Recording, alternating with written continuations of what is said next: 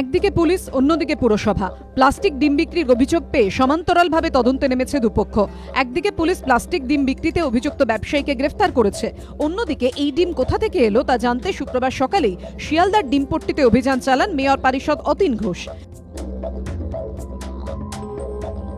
3-4টে sample তারা নিয়ে গেছেন। এখান থেকে 1,20,000 টাকার বিনিময়ে পার্ক সার্কাসের ওই ব্যবসায়ী কিন্তু ডিম কিনেছিলেন, এমনটাই পুলিশ সূত্রে এখনো পর্যন্ত খবর, এবং ঠিক সেই কারণেই কর্পোরেশনের তরফ থেকে এখনো পর্যন্ত তল্লাশি অভিযান হয়।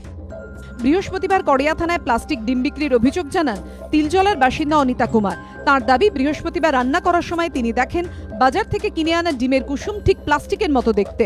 সন্দেহ হয় ডিমটি পুড়িয়ে দেখেন তা থেকে প্লাস্টিকের মতো গন্ধ বেরোচ্ছে। এরপরে তিনি থানায় অভিযোগ জানান। শামীম আনসারি নামে পার্ক সার্কাস বাজারে যে ডিম ব্যবসায়ী থেকে অনিতার ডিম কেনেন তাকে বৃহস্পতিবার গভীর রাতেই গ্রেফতার করে পুলিশ। তার বিরুদ্ধে প্রতারণা, অপরাধমূলক ষড়যন্ত্র এবং পচা খাবার বিক্রির মামলা রুজু হয়েছে। ধৃতকে শুক্রবার আলিপুর আদালতে তোলা হলে 4 এপ্রিল পর্যন্ত পুলিশ হেফাজতে নির্দেশ দেন বিচারক। যদিও অভিযুক্ত ব্যবসায়ীর দাবি তিনি প্লাস্টিক ডিম বিক্রি করেননি। ডিম যা আছে প্লাস্টিকের ডিম নেই, ও হাঁসের ডিম আছে।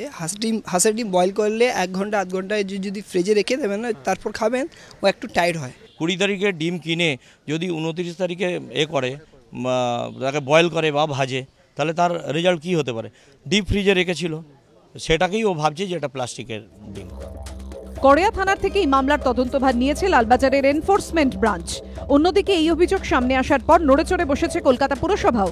শুক্রবার সকালেই পুরসভার অফিসারদের নিয়ে শিয়ালদার ডিমপট্টিতে অভিযান চালান মেয়র পারিষদ স্বাস্থ্য অতীন ঘোষ।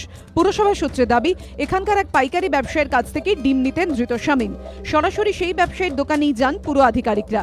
সূত্রের দাবি, এই দোকানের কর্মীরা দাবি করেছেন তারা হায়দ্রাবাদ থেকে ডিম আনাতেন। অন্ধ্রপ্রদেশের গুন্টুর থেকে, হায়দ্রাবাদ থেকে তারা এই ডিম সাপ্লাই নিচ্ছেন, 2 জায়গা থেকে আসছে।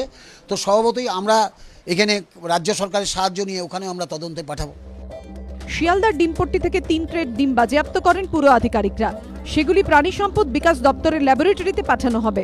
ডিমের মধ্যে ক্ষতিকর কিছু পাওয়া গেলে ওই পাইকারি ব্যবসায়ীর বিরুদ্ধে কড়া ব্যবস্থা নেওয়া হবে বলে পুরসভা সূত্রে দাবি।